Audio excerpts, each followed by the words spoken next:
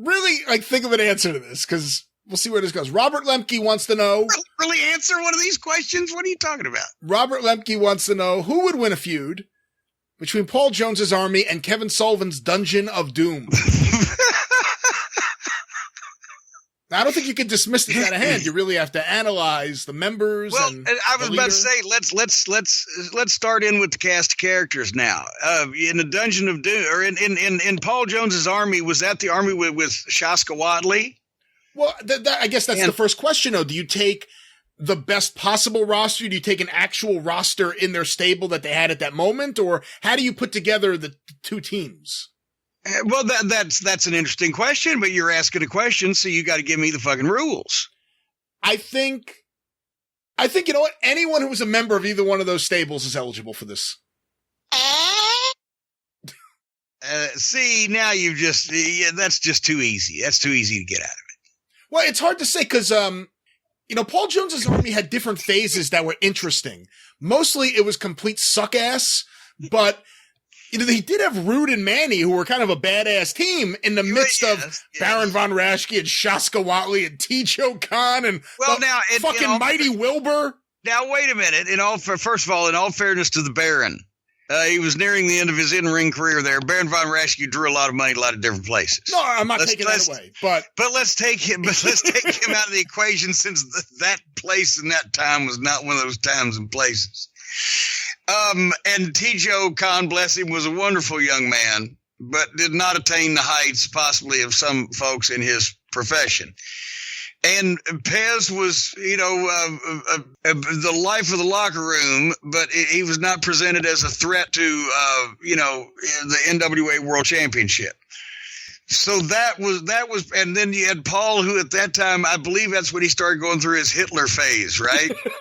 Where he had the Paul Jones's Army, so not only did he have the fatigues and the riding crop, but he always had that. And I know this, you will be shocked at this, but I suspect, and Paul, if you're listening, because I saw him last year at the Charlotte reunion, and I like Paul, but I suspect he was coloring his hair.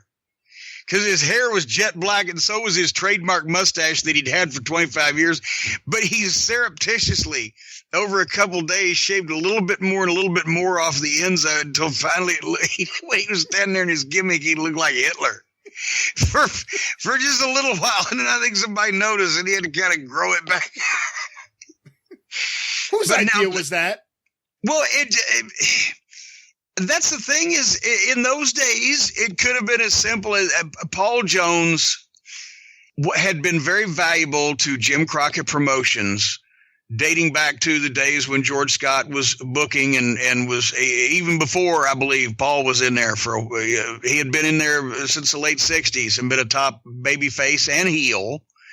And I'm pretty sure at that point his back was bad enough. That's the reason he's managing instead of wrestling.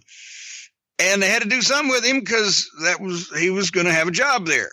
And so it was managing, which was unfortunately not Paul's forte. He had been a huge name in the ring, so he lent credibility at first, but then as time went on, it was kind of what it was. But that's it. So in answer to whose idea was it, it could have been as simple as, Dusty, whoever the booker was, said, okay, Paul, you're going to put together Paul Jones's Army. And then he showed up the next week in fatigues. That's what you did. You did, okay, I got an army now, whatever the fuck. And a lot of that shit just happened. A lot of it was pretty much, okay, Paul, you got 2 minutes for a promo. Go ahead.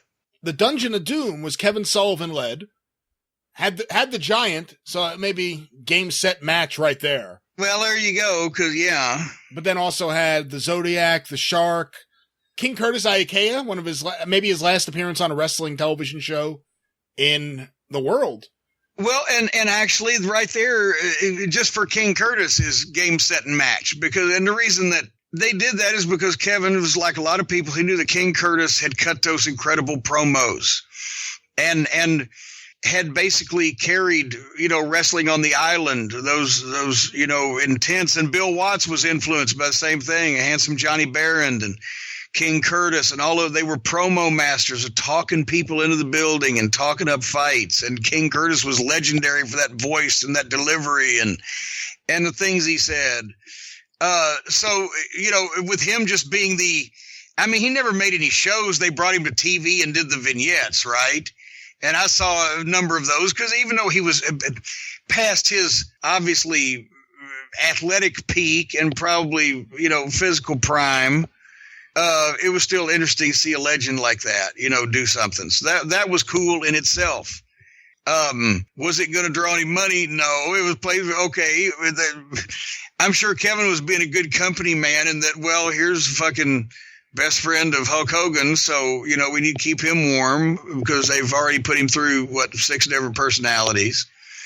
And, who else was there? You also had John Tenta as the Shark. You had John Tenta. Well, wait a minute. John Tenta, very nice man. Well deserved of a contract for not doing much, which was often the case in those days. And I hope that's one that he had.